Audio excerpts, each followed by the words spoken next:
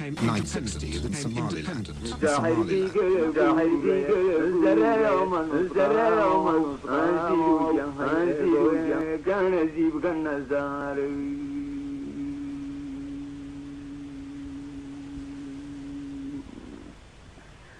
جسدت سبان عالم كانوا سوقيني إنسان جزاهينو زرم ويلو العقلايو زقل من تدروريو زيقدين قاميريو سقدقان وعيني كيسو ساري عالعيدو زمر بيوكايا حدي قامي لزيو زاحر كي قلبوري زرعي من نسخامو انسيدو يهي ايقو كان زيب كالنزار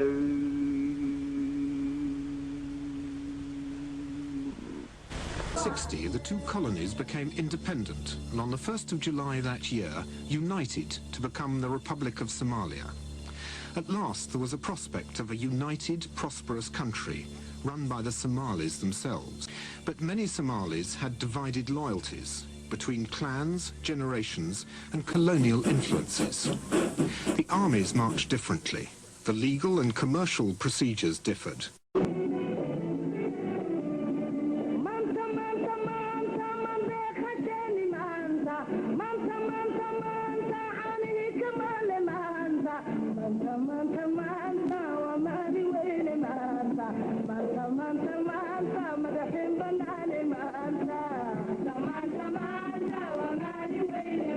In 1969, President Sharmaka went on a mercy mission to the northeast. He never returned. A few days later, on the 21st of October 1969, Radio Mogadishu announced that Major General Siad Barre had staged an allegedly bloodless coup. Relentlessly making decisions, he quickly consolidated his position. Proclaiming himself president, he abolished the National Assembly and personally headed an appointed 25-member Supreme Revolutionary Council. Barre's other great skill involved the coexistence of Islam and Italian-inspired Roman Catholicism within a supposedly atheist Marxist-Leninist state. Now, with the country rallying behind him, Siad Barre had to look for more ambitious plans to foster his power gains and further attempt to go down in history as father of the Somali nation.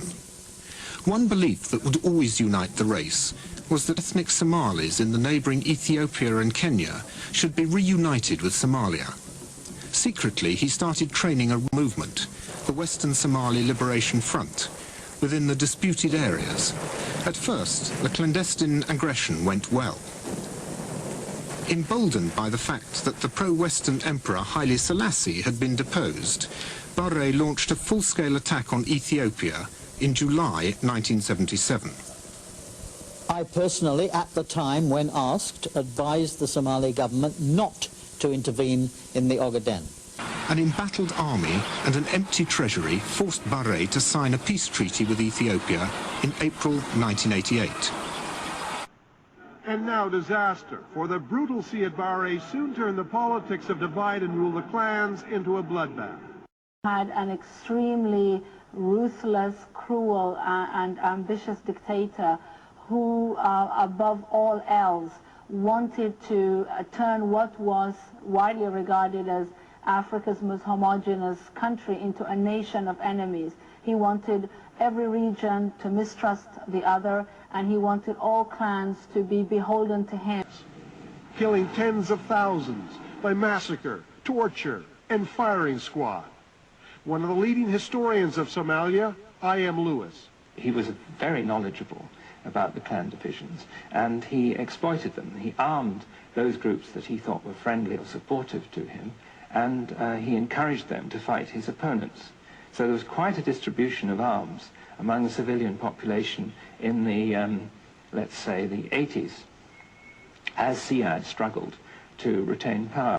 Barre found himself fighting his own people. Forced Barre, indiscriminate shelling terrorized the civilian population. Government forces indiscriminately mined areas where nomads congregated, particularly water wells. With British, its main towns are Hargeisa and Beral. The two regions merged when the country won independence in 1960.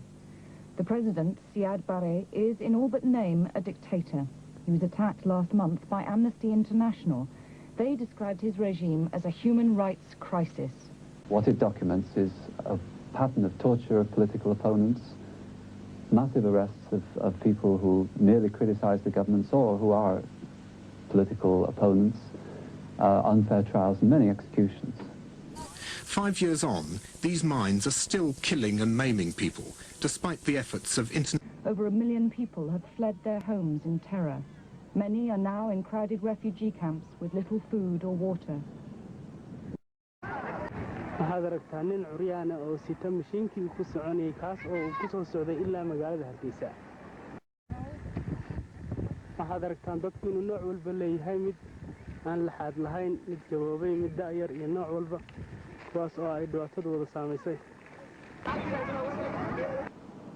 While the report was being prepared, the war in the north broke out. Amnesty International has had many eyewitness accounts. Killings of civilians, unarmed civilians in Hargeisa, the end of May, beginning of June, and the alleged bombardment of fleeing civilians in tens of thousands. They're trying to escape from this and go across the border to Ethiopia. Now, across the border in Harshin, Hatashek refugee camps, there are over 300,000 people from north, from around Hargeisa, and there must be 1 million or more who are displaced within the country itself. 2 towns, least Hargeisa and Burao, are virtually completely destroyed. The Somali government, through its embassy in London, denies any responsibility for mass killings. In fact, it even denies that there's been a full-scale war at all.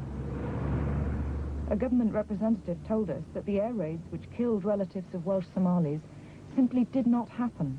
It's not true that the army is carrying out repressive activities against the people. That is a lie. It's a total lie. And we can prove this to you. I've seen film of an aeroplane dropping bombs on a city. I've seen photographs of devastated houses that could only have been caused by heavy shelling and bombing. I think you have seen an airplane. I do not think you have seen an airplane dropping bombs. There has been no bombardment in the north. And I repeat, no bombardment, no bombing. There was no need. ummadda Soomaaliya cidna kama ay qarsoona waqtigiin inuu halganka Soomaaliyeed uu muddo dheer imika u soconayay kaas oo lagu jiray nidaamka maanta ka dhisan dalka Soomaaliyeed oo muujiyay naxariis darro muujiyay qeyr mas'uulnimo muujiyay oo ku dhaqaaqay wax ka baxsan bani aadminimada ka baxsan dalkii oo dhaqaale ahaan iyo siyaasad ahaan baaba'ay ummadii xorriyaddeedii siyaasadeed iyo xorriyaddeedii bani aadminimo iyo tii dhaqaale iyo tii dadnimo mid walba heerka ay gaadhay laga wada dheregsan yahay halkan wuxuu dhashay inuu dadku dalka ku nool meel kastaba joogay inuu xorriyaddiisa u dagaalamo inuu xuquuqdiisa cashado inuu iimaankiisa diintiisa iyo dhaqankiisa u madax bannaanaado in nidaam dimuqraadi ah oo xor ah oo ku dhisan ikhtiyaarka dadka doorasho xalaal ah oo dadku u xukuumadda dimuqraadi xaq u dhisan in laga sameeyo ayuu halkan u bilaabmay